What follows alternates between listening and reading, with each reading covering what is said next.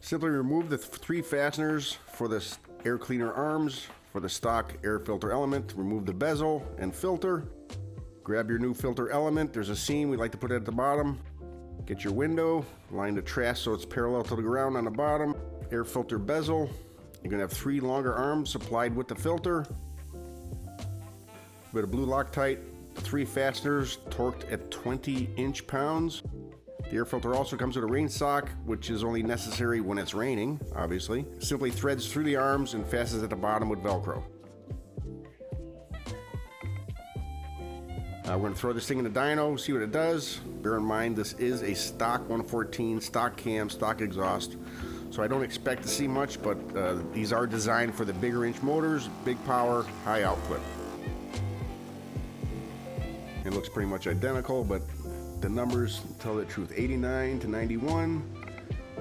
Again, it's designed for the bigger inch engines, so you're going to see more of a result with the big power bikes.